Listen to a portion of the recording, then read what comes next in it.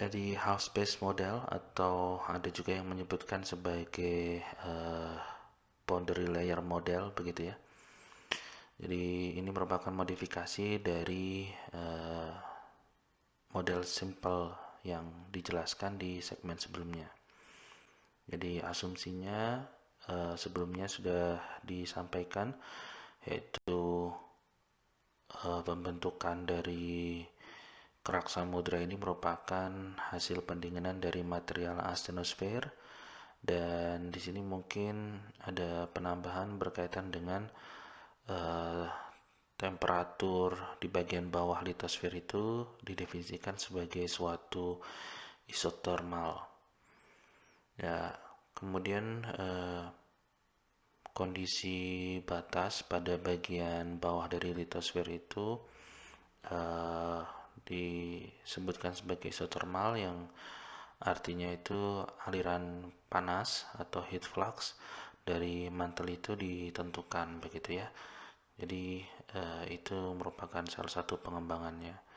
Dan kemudian untuk kedalaman batimetri diprediksi dengan model ini, di mana nilainya akan meningkat sebagaimana umur, yaitu T pangkat setengah atau T akar atau akar T begitu ya, untuk setiap T. Jadi untuk semakin tua berarti akan meningkat akar T begitu ya. Kedalaman dari batimetrinya akan semakin dalam begitu. Selanjutnya untuk hasil perbandingan antara pemodelan dari kedalaman dan juga atau hasil perhitungan dari kedalaman dan juga data observasi di laut begitu ya, kurang lebih akan sesuai, di mana garis lurus ini merupakan estimasi kedalaman dari persamaan ini. Kemudian observasinya ditunjukkan dari titik-titik plot ini, plot titik-titik dot plot ditunjukkan sebagai kurva kedalaman laut dan juga T pangkat setengah begitu ya. Nah, di sini kurang lebih akan sesuai pada kedalaman pada umur 0 sampai sekitar 70 juta tahun begitu.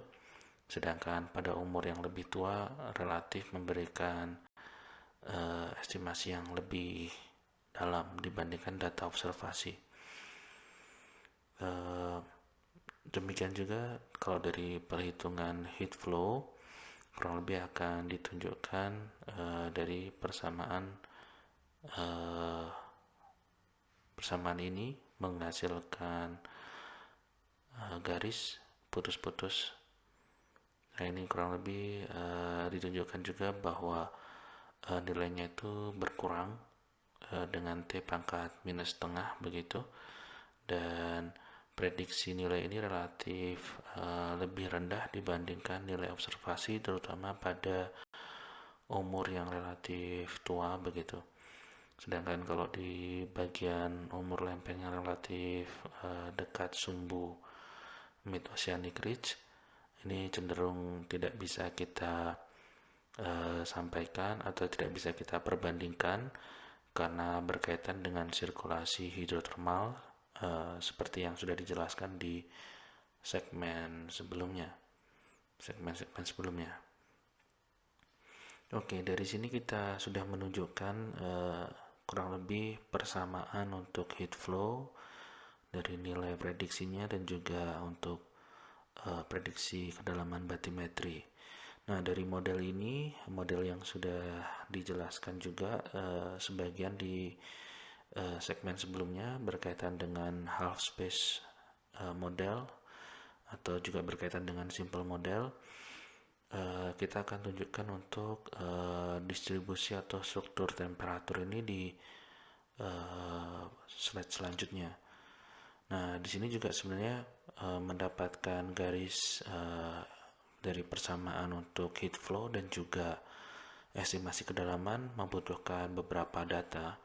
Data-data yang diperlukan ini bisa kita tunjukkan juga dalam suatu tabel di slide berikutnya. Nah, berikut ini adalah tabel yang dimaksud berkaitan dengan data-data yang digunakan untuk half space model untuk menghitung heat flow dan juga estimasi kedalaman bathymetry.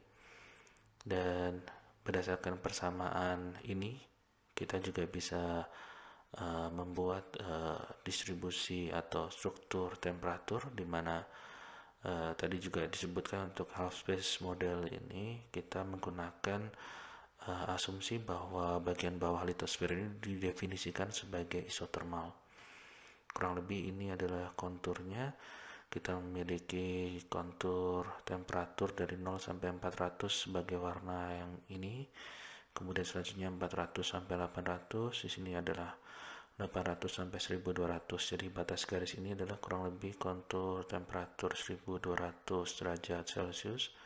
Sedangkan kalau kita menggunakan temperatur asthenosfer atau TA itu adalah 13.065, maka kurang lebih batas antara asthenosfer dan litosfer itu kurang lebih ada di bagian bawah dari garis ini. Begitu. Oke, demikian untuk penjelasan half space model. Terima kasih.